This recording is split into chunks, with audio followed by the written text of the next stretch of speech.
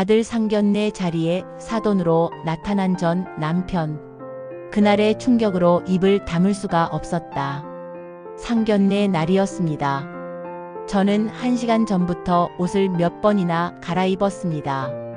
26살 아들 준호의 결혼 상견례. 엄마로서 처음 맞는 큰 자리였죠.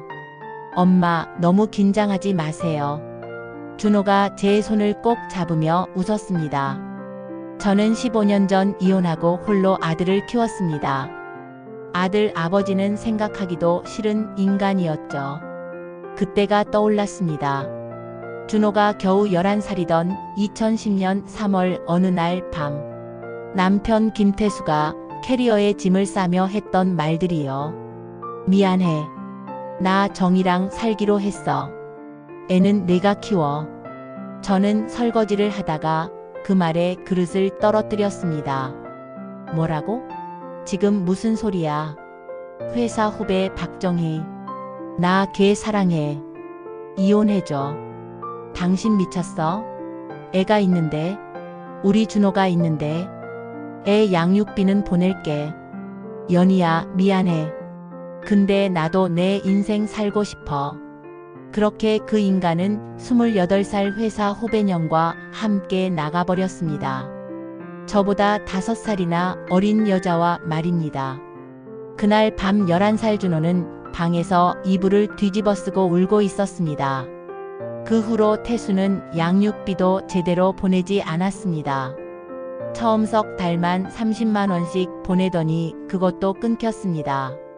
준호가 중학교 입학할 때도, 고등학교 졸업할 때도, 대학 합격했을 때도 아무 연락이 없었습니다. 저는 편의점 야간 알바, 식당 주방 보조, 청소 일까지 닥치는 대로 했습니다. 준호에게 좋은 엄마가 되고 싶었으니까요. 레스토랑 문을 열고 들어갔을 때 저는 비명을 지를 뻔했습니다. 예약석에 앉아있던 남자. 머리는 좀 벗겨지고 살이 좀 찐 것 빼고는 그대로였습니다. 그리고 옆에는 그 여자가 앉아 있었습니다. 박정희. 15년 전 제 가정을 파괴한 그 상간녀가 15년 만에 재회는 이렇게 맞이하고 있었습니다. 엄마? 왜 그러세요? 준호가 당황한 표정으로 저를 붙잡았습니다.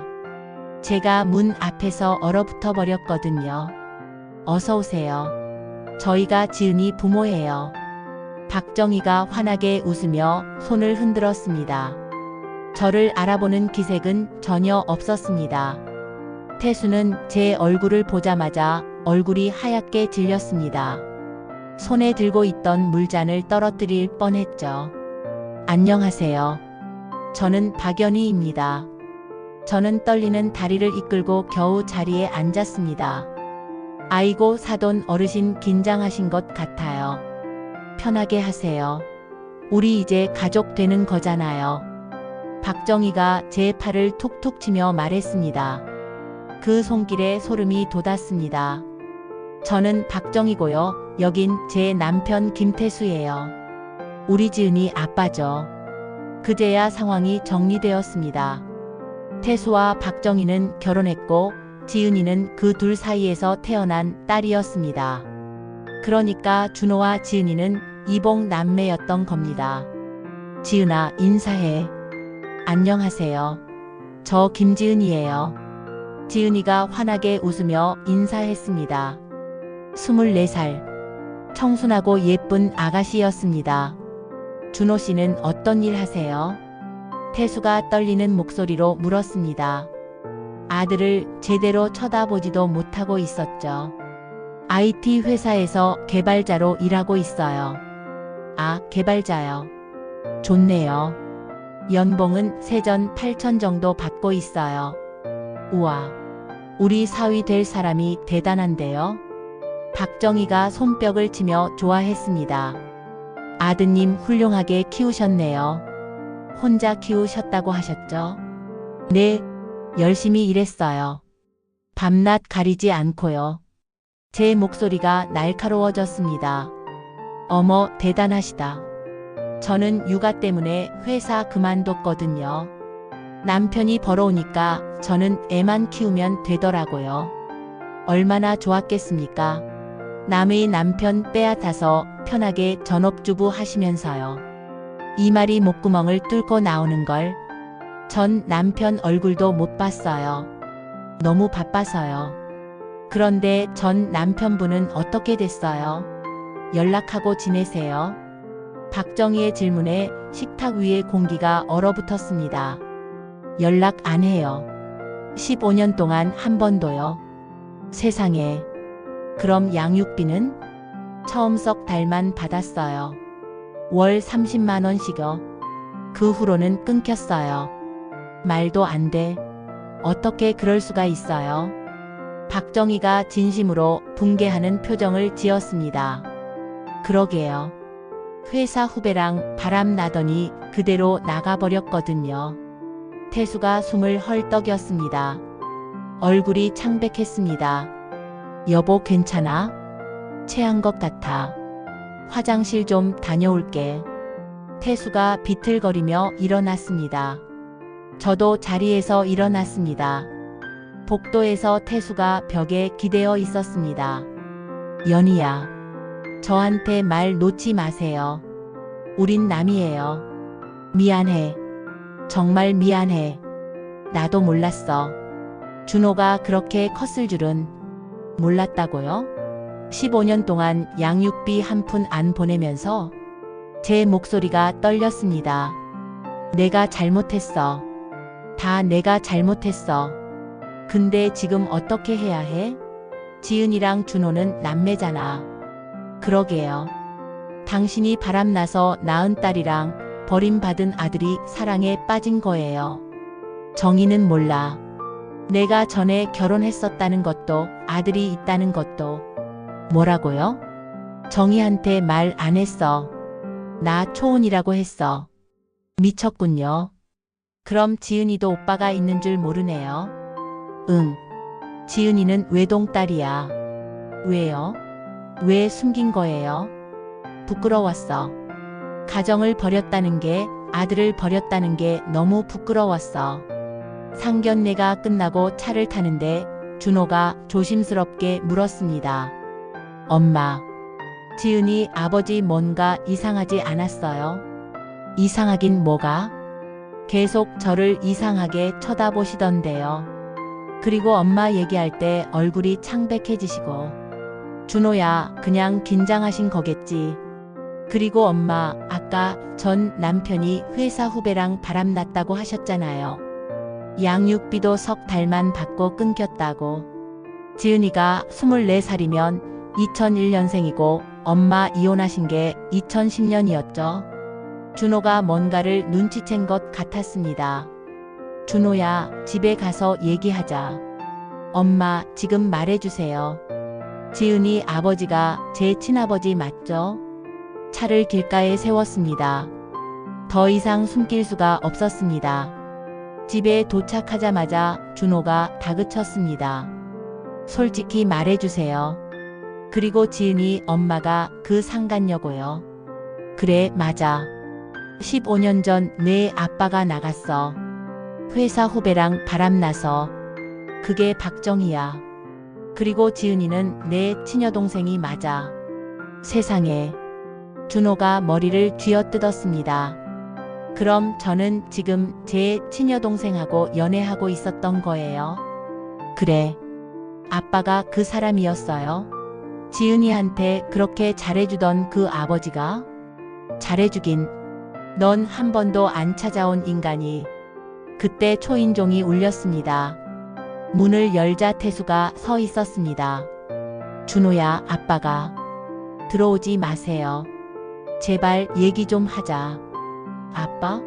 15년 동안 어디 있다가 이제 와서 아빠예요? 나도 힘들었어. 계속 너 생각했어. 거짓말 마세요. 생각했으면 찾아왔겠죠. 다음 날 박정희에게서 전화가 왔습니다. 연희 씨, 만나서 얘기 좀 할 수 있을까요? 카페에서 만난 박정희는 눈이 퉁퉁 부어 있었습니다. 어젯밤에 태수한테 다 들었어요. 전처가 있었다는 것, 아들이 있었다는 것. 이제 아세요? 저는 정말 몰랐어요. 태수가 초혼이라고 했어요. 처음엔 그랬겠죠. 근데 나중엔 알았잖아요. 박정희가 고개를 끄덕였습니다. 사귄 지 석 달쯤 됐을 때 알았어요. 태수 지갑에서 어린 남자아이 사진이 나왔거든요. 물어봤죠. 그랬더니 조카라고 했어요. 근데 제가 계속 물어보니까 실토했어요. 전처가 있고 아들이 있다고. 알면서 계속 만난 거네요. 죄송해요. 그때는 이미 너무 깊이 빠져 있었어요. 태수가 이혼하겠다고 했어요. 거짓말이었죠. 네, 1년을 기다렸어요. 근데 이혼 안 하더라고요. 그래서 제가 다그쳤더니 그냥 집을 나왔어요. 그리고 저한테 왔죠. 그래서 동거했고요. 네, 근데 그때 제가 임신했었어요. 지은이를요. 그래서 태수가 서둘러 이혼했어요. 저는 그때를 떠올렸습니다. 태수가 갑자기 이혼하자고 했을 때 저는 반대하지 않았습니다. 이혼 서류에 바로 도장 찍어줬어요. 그리고 양육비도 받기로 했죠. 월 100만 원씩. 근데 석 달만 받고 끊겼어요. 그건 저도 몰랐어요. 태수가 보낸다고 했거든요. 거짓말이었죠. 이제 알았어요. 15년 만에요. 박정희가 고개를 숙였습니다. 정말 죄송합니다. 하지만 지은이는 아무 죄가 없어요. 제발 지은이만큼은. 제 아들은요? 제 준호는 충격 안 받을 것 같아요. 죄송해요. 그날 저녁 준호에게 전화가 왔습니다. 엄마, 지은이한테 말했어요. 뭐라고? 다 말했어요. 우리가 남매라는 것. 준호야. 지은이 반응은? 기절했어요.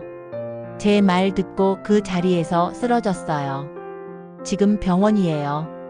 저는 급히 병원으로 달려갔습니다. 응급실 앞에는 태수와 박정희가 서 있었습니다. 지은이는? 깨어났어요. 근데 준호 보기 싫대요. 병실 문이 열리고 준호가 나왔습니다. 얼굴이 눈물 범벅이었습니다. 엄마, 지은이가 저 보기 싫대요. 오빠였던 남자한테 키스했다고 자기가 너무 더럽대요. 준호야. 엄마, 저 어떡해요? 저 진짜 지은이 사랑하는데. 며칠 후 준호와 지은이는 만나서 이야기를 나눴습니다. 카페에서요. 저는 멀리서 지켜봤습니다. 오빠. 아니, 준호 씨. 우리 이제 헤어져야 해요. 지은아. 전 준호 씨를 사랑했어요. 정말 많이. 근데 이제 보니까 오빠였네요. 나도 너 사랑해. 그건 변하지 않아. 하지만 우리 남매잖아요. 결혼도 못해요.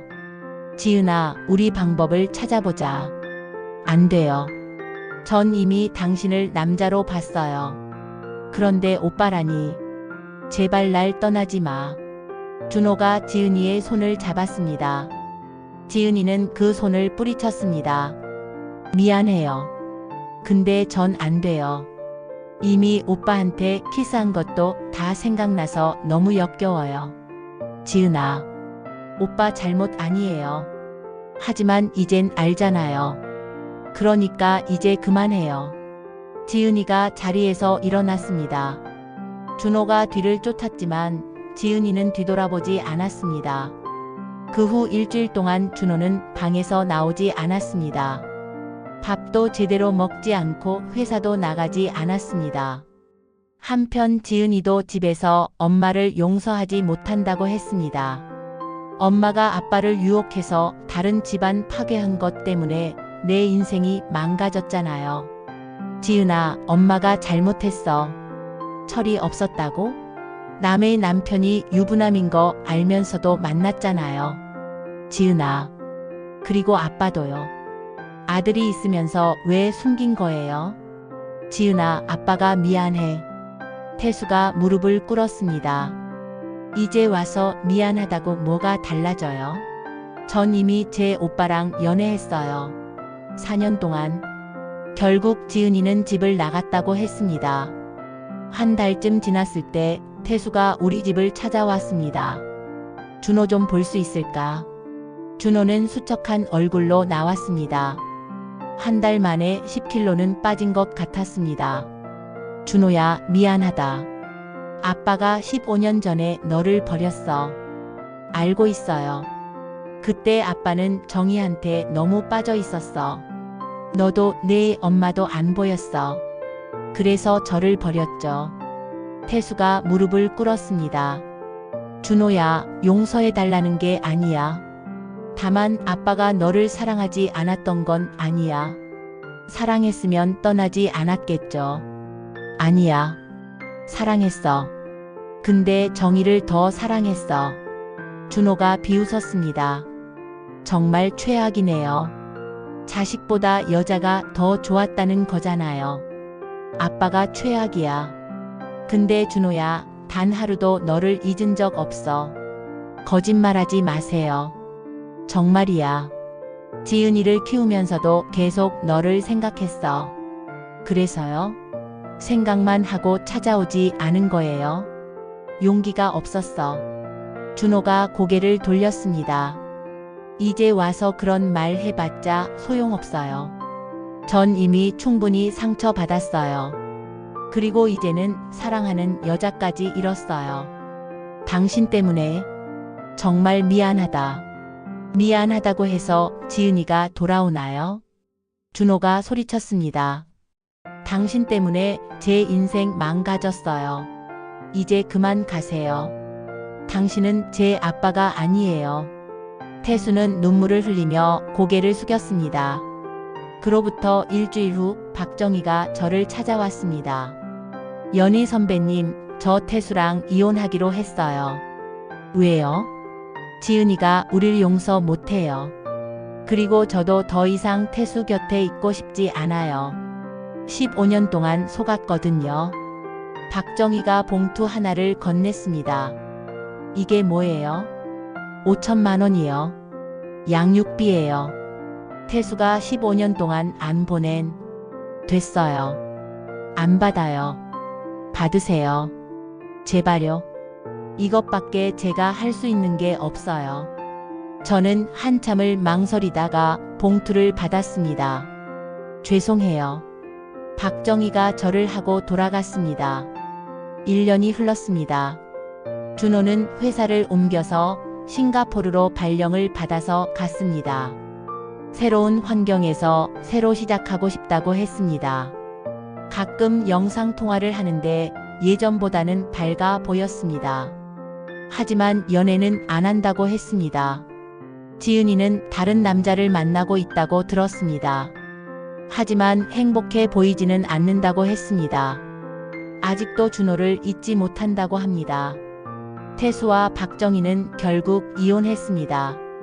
태수는 지금 원룸에서 혼자 살고 있다고 들었습니다. 지은이도 박정희도 연락하지 않는다고 하더군요. 박정희는 지방으로 내려갔습니다. 지은이한테 연락해도 받지 않는다고 울먹이더군요. 모든 게 무너졌습니다. 한 남자의 바람 때문에, 한 여자의 욕망 때문에, 그리고 15년 동안 쌓인 거짓말 때문에. 저는 가끔 생각합니다. 만약 태수가 그때 제대로 된 남편이었다면, 제대로 된 아버지였다면, 적어도 진실만이라도 말했더라면 준호와 지은이는 서로 만나지도 못했을 테고 이런 비극도 일어나지 않았을 거라고. 하지만 이미 늦었습니다. 사랑은 짓밟혔고 가정은 파괴되었고 모두가 상처만 안고 살아가고 있습니다. 이게 바로 바람의 대가입니다. 이게 바로 거짓말의 대가입니다. 그리고 이게 바로 한 사람의 이기심이 얼마나 많은 사람을 망가뜨릴 수 있는지 보여주는 증거입니다. 오늘도 저는 준호의 사진을 보며 생각합니다. 내 아들 정말 미안해. 엄마가 좋은 남자를 골라서 결혼했더라면 넌 이런 고통을 겪지 않았을 텐데. 하지만 또 한편으로는 생각합니다. 그래도 네가 태어나줘서 고마워.